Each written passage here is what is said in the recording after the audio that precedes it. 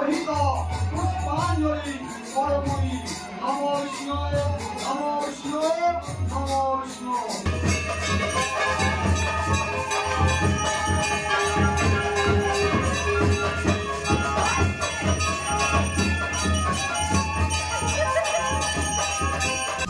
Everyone, কেমন আছেন সবাই? নিশ্চয়ই খুব ভালো আছেন।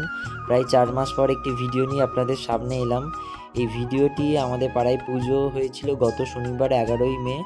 সেই দিনের একটি ভিডিও নিয়ে এসেছি। এটি পুজোর আগের দিনকে দুপুরবেলা মন্দিরেতে গিয়েছিলাম আলপনা দেওয়ার জন্য।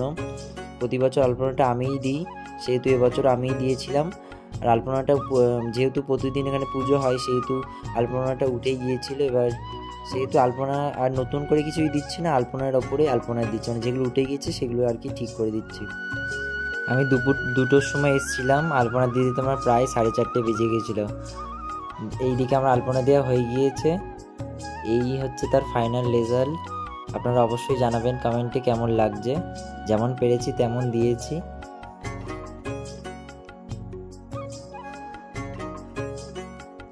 আলপনা দিয়ে সন্ধেবেলা গিয়েছিলাম দশকর্মার দোকানে পুজোর সমস্ত রকম বাজার আনতে। এদিকে সমস্ত কুমোরের মালগুলো আছে, সমস্ত কিছু ভালোভাবে ঝোড়াতে আমরা গুছিয়ে নিচ্ছি। এদিকে দোকান থেকে ফেরার সময় দেখছি যে সমস্ত কিছু কমপ্লিট হয়ে গিয়েছে। লাইটিং লাগানো, গেট সাজানো থেকে শুরু করে সমস্ত কিছু। আগে থেকে কোনো কিছুই প্রিপারেশন হয়নি, যেহেতু বৃষ্টি হচ্ছিল। পুজোর দিনকেও বৃষ্টি হয়েছিল, সেহেতু পুজোর আগের দিন রাতেই সমস্ত কিছু কমপ্লিট হয়েছে। প্যান্ডেল থেকে শুরু করে ফুল দিয়ে সাজানো, গেট সাজানো, তোমার কারেন্টের সমস্ত কিছু কাজ আগের দিন রাত্রিবেলায় করা হয়েছিল।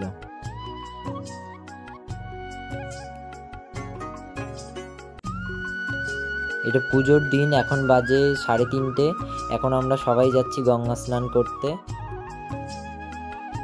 এদিকে আমাদের গাড়ি চলে এসেছে, গাড়ি আমাদের ছেড়েও দিয়েছে। আমরা 16 জন মতন মিলে একটা ছোট হাতি ভাড়া করেছিলাম, ওটা করেই আমরা গঙ্গা স্নান করতে যাচ্ছিলাম। যেহেতু আমরা 3:30টার সময় বেরিয়েছিলাম, তখনও পুরোপুরি অন্ধকার, সূর্য যেহেতু উঠেনি, সেহেতু দিনের আলো এখনো ফুটেনি।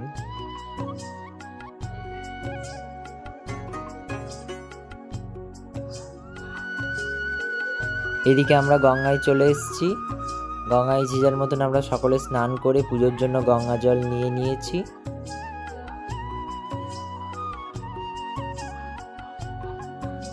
স্নান সেরে এদিকে আমরা ফুল নিতে চলে এসেছি। আমরা হাওড়ার হাটে এসেছিলাম, ফুলের হাটে।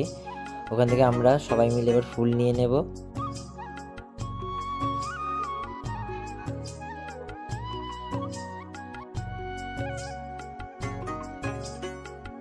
সেদিন হাওড়াতে প্রচুর ভিড় ছিল আর ফুলের দাম প্রচণ্ড ছিল।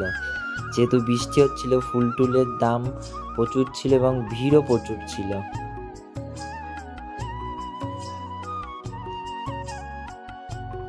ফুল টুল নিয়ে আমি এবার চলে এসেছি মিষ্টির দোকানে। আমার কিছু মিষ্টি নিয়ে আসছিল, ঠাকুরের জন্য মিষ্টি, দই সমস্ত কিছু নিয়ে নিয়েছি। নিয়ে বাড়ি চলে এসেছি। বাড়ি এসে কিছু মালা বানানোর ছিল, যেহেতু আমি পদ্ম নিয়ে এসেছিলাম। প্রতি বছর আমি ঠাকুরকে পদ্মের মালা দিই, 108-এর পদ্মের মালা, সেই মালাটাও করব। আর তার সাথে কিছু গাঁদা ফুলও নিয়ে এসেছিলাম, সেই মালাগুলো আমি করে নিচ্ছি।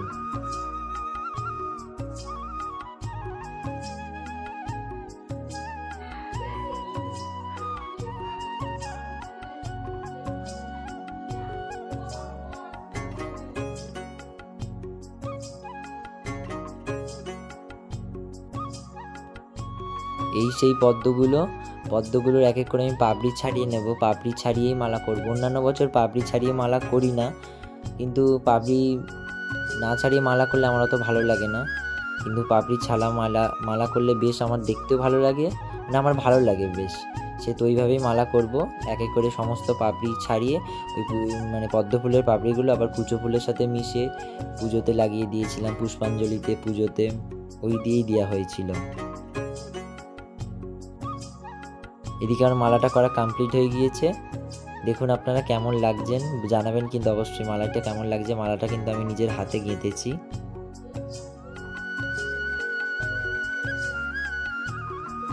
এদিকে মালা গাঁথার পর আমি রেডি হব, যেহেতু মন্দিরে যেতে হবে, মন্দিরে প্রচুর কাজ রয়েছে।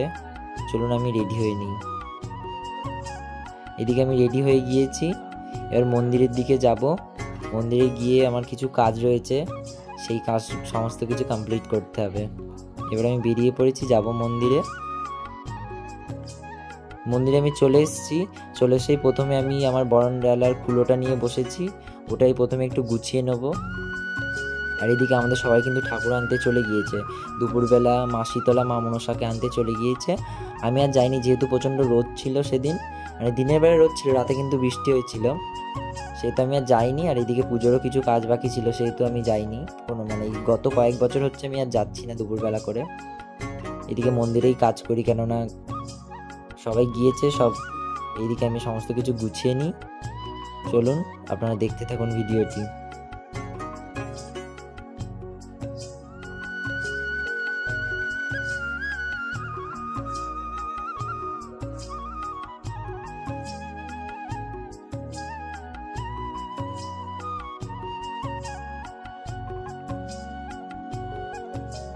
আর বরণডালার ফুলোটা সাজানো হয়ে গিয়েছে, এবার বরণডালাটা চলুন সাজিয়ে নিই।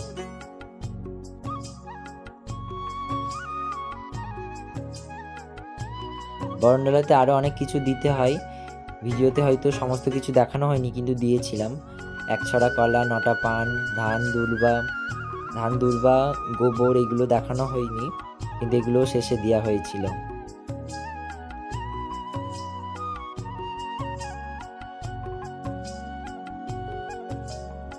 এদিকে আমার বরণডালা সাজাতে সাজাতে ঠাকুর নিয়েও চলে এসছে। মাকে এবার মন্দিরে প্রবেশ করানো হচ্ছে। 1 বছর অপেক্ষার পর মা তার নিজের বাড়ি ফিরল। প্রথমে মা মনসাকে ঢোকানো হয়েছে, এবার মাকে ঠিকঠাক করে বসিয়ে মা শীতলাকে ঢোকানো হবে।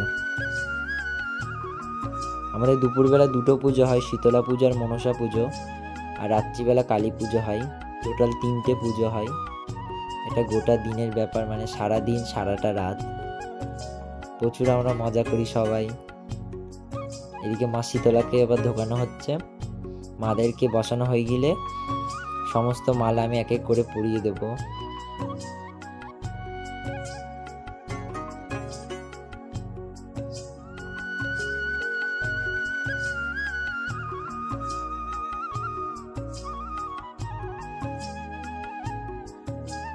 মাদেরকে বসানো হয়ে গেছে, এবার মালা পরানো শুরু হচ্ছে। প্রথমে ধানের মালা দিয়েই শুরু হয়।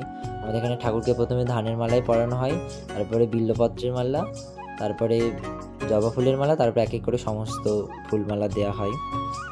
এদিকে আমি ধানের মালাটা পরিয়ে দিচ্ছি। এক এক করে সব মালাগুলোই পরিয়ে দেবো, আপনারা ভিডিওটি দেখতে থাকুন।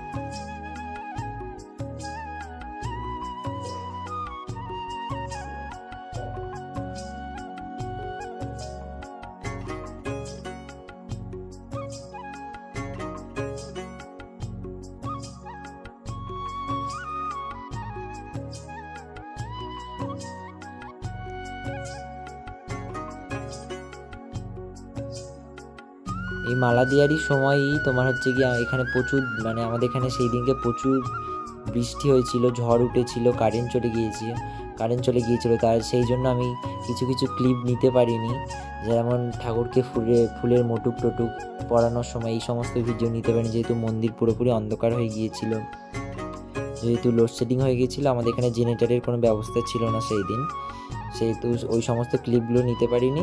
কিন্তু পরবর্তীকালে ভিডিওতে দেখবেন যে ঠাকুরকে ফুলের মোটুক টুকুর সমস্ত কিছু পরানো রয়েছে, ওই সমস্ত ক্লিপগুলো আর নিয়ে হয়ে ওঠা হয়নি।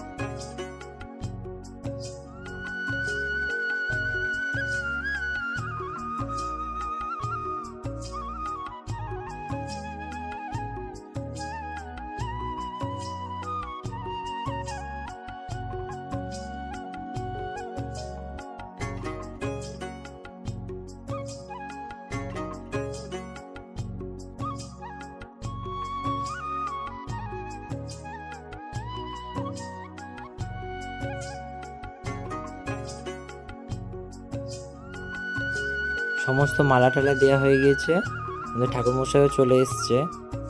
এবার সংকল্পে বসে গিয়েছে, একটা মাসি আর দিদা করেছিল সংকল্প।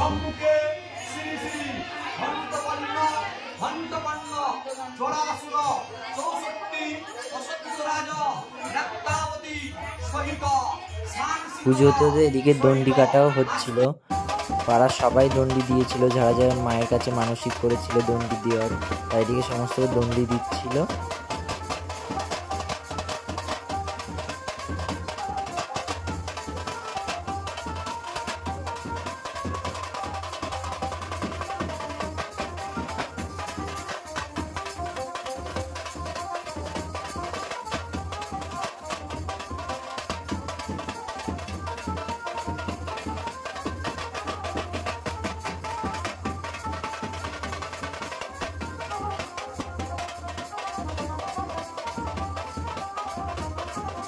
দণ্ডি কাটার পর ভিতরে সবাই অঞ্জলি দিচ্ছিল, আর বাইরে হচ্ছিল ধুনো পোড়ানো।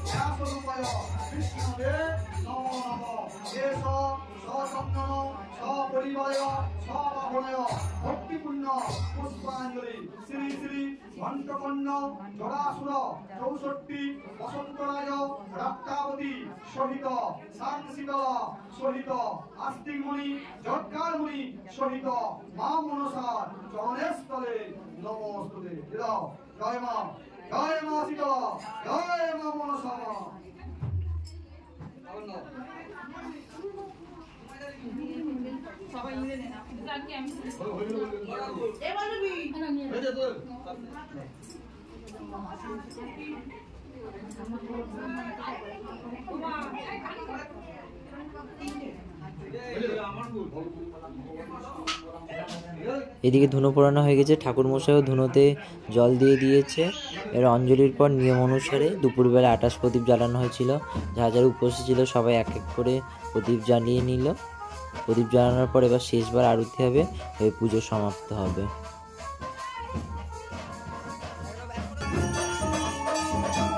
এখানে আরতির সময় আমরা একটু মজা করছিলাম সবাই।